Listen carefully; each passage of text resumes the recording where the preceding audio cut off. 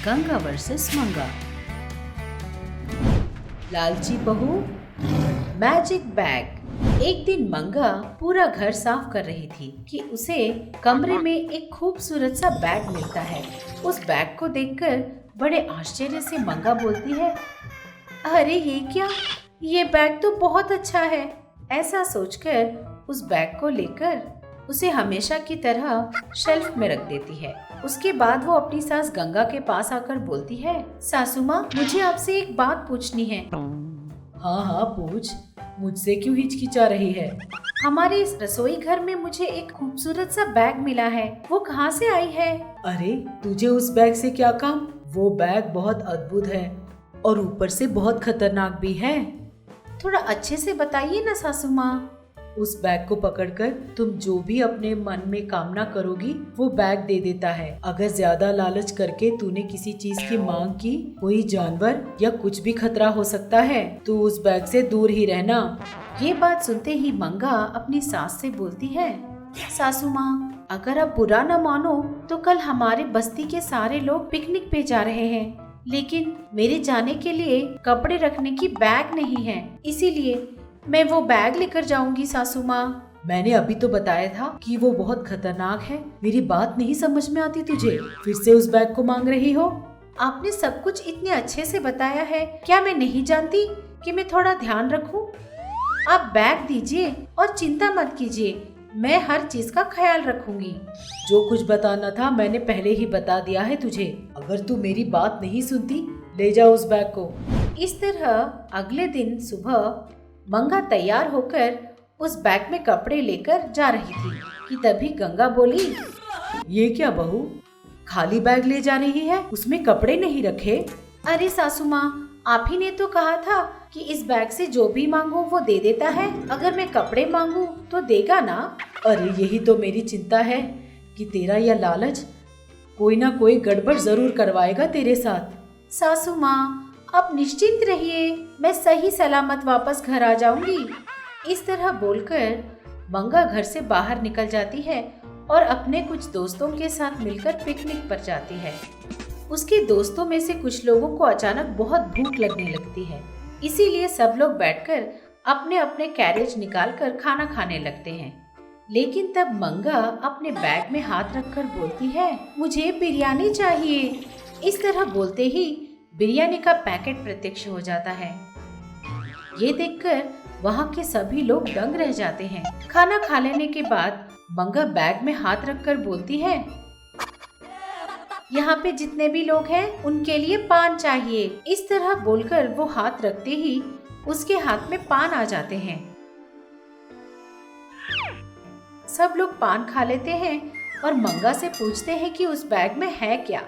ये magical bag है, तुम लोगों को जो भी चाहिए ये बैग दे देता है। ये बात सुनते ही सब लोग खुश होने लगे। किसी भी तरह मंगा को पटाकर उस बैग से अपनी मनपसंद की चीजें निकलवानी होगी। हाँ यार, तू सच कह रही है।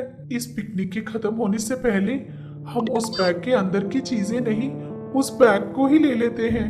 इस तरह सोचने के बाद सब लोग मिलकर जंगल में जाकर एक पेड़ के नीचे आराम कर रहे होते हैं। सब लोग मंगा से अपनी अपनी मनपसंद की चीजें मांगकर उस बैग से निकलवा रहे होते हैं।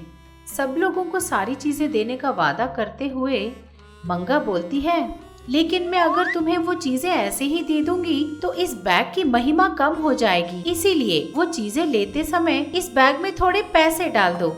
इस बात के लिए सब लोग मान जाते हैं और एक एक करके अपनी मनपसंद की चीजें लेते हैं और मंगा को पैसे देते जाते हैं। उनमें से वो बैग को चुराने का प्लान करती हैं। मंगा के पास आकर वो एक एक चीज लेती हैं और एक दूसरे को इशारे करते हैं। वो मंगा के पास आकर बोलती हैं, अरे मंगा, तू एक काम कर, चीज हम मांगेंगे और तू बैग में हाथ रखकर निकाल कर देना। इस तरह बोलते ही मंगा बैग में हाथ डालती है। शेर, शेर, भागो भागो। इस तरह जोर से चिल्लाने लगती है। क्या कहा? शेर? ये बात कहते ही उस बैग से शेर निकल जाता है और वो शेर नीचे कूदता है। शेर को देखते ही सब लोग डर जाते हैं और इधर उधर भागने लगते हैं, लेकिन वो शेर मंगा के पीछे पड़ जाता है। मंगा किसी भी तरह भागते भागते अपनी जान बचाकर घर पहुंचती है। वहां गंगा अपनी बहू को देखकर बोलती है, अरे अरे बहू, अब कौन सा गड़बड़ करके आई है तू? इतने हड़बड़ी में घर आई है।